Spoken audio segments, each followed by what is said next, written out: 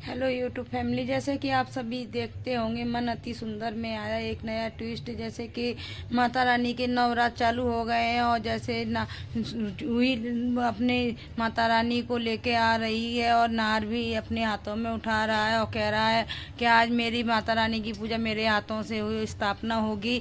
और जैसे ही वहाँ देखती है कि नाहर की दादी माँ आ जाती हैं, जैसे कि नाहर की दादी की दौरानी आ जाती है और वो कहती है ऐसा नहीं होगा क्योंकि ये तो पूजा मेरी बहू के हाथों से ही होगी।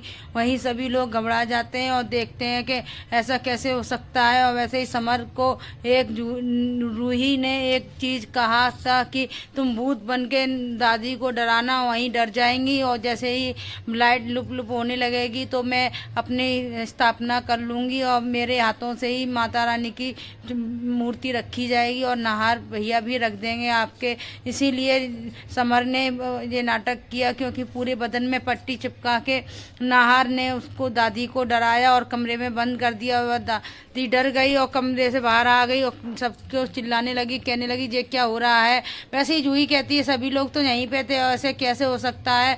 रूही कहती है कि ये मेरा प्लान मजबूत हो और ये कामयाब हो जाए और सभी लोग देख के डर भी जाए। वही देख लेता है जैसे दादी माँ का एक दोस्त भी आया है, वो लड़का वहाँ पे घर में कब्जा कर लिया है और लड़के ने कहा मेरे घर की प्रॉपर्टी और मेरे घर के कागज इन्हीं लोगों के पास है, माता रानी की कृपा हो जाए तो काश मेरे घर के कागज मुझे ही मिल जाए। वैसे ही रूही कहती है कि ऐसे नहीं हो सकता है कि मेरे घर में आते ही ये सब क्या हो गया है और मेरे घर के सारे कागज उन्हीं के हाथों में है और परेशानी बहुत हो रही है, पता नहीं कैसे होगा। क्योंकि नाहर के पापा ओमकार भी बहुत परेशान है, ओमकार सभी देखते हैं ऐसे नहीं हो सकता है।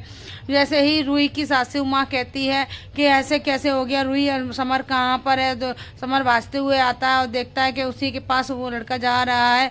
उस लड़के का नाम नहीं आता है, याद भी नहीं है। दादी जी कहती हैं ऐसे ही सभी लोग नीचे आ जाते हैं। वो चोरी का इल्जाम लगा लेता है और नाहर को पकड़ लेता है। नाहर कहता है कि मेरा समर भाई के ऐसे इल्जाम मत लगाइए क्योंकि समर तो मेरे पास ही था। अभी फिर से सभी लोग देखते हैं और सभी घबराहट में परेशानी दूर हो जाती है और सभी लोग वैसे ही जाने लगते हैं, कहते हैं मेरे घर से निकल जाओ। घर से जाने के बाद जाते हैं और रूही कहती है मैं एक बार माता रानी के दर्शन कर लूँ क्योंकि मैं सभी लोग तो यहीं पे हैं, जो लाइट हम लोग कर रहे होते लुप लुप तो ऐसे कैसे हो सकता। सभी लोग घर वाले तो यहीं पे, गोइंग का फैमिली तो यहीं पे है, परेशानी पता नहीं क्या हो रहा है। आने वाले एपिसोड में आपको पता चलेगा रूही ने आगे माता रानी के आगे दर्शन करने से बाद क्या किया गया, क्या हुआ पता नहीं। उसके लिए मेरा चैनल सब्सक्राइब कर लीजिए और बेल आइकन बजाना मत भूलिए। आपको मेरी वीडियो अच्छी लगी हो तो प्लीज़ लाइक करना मत भूलिए। Thank you.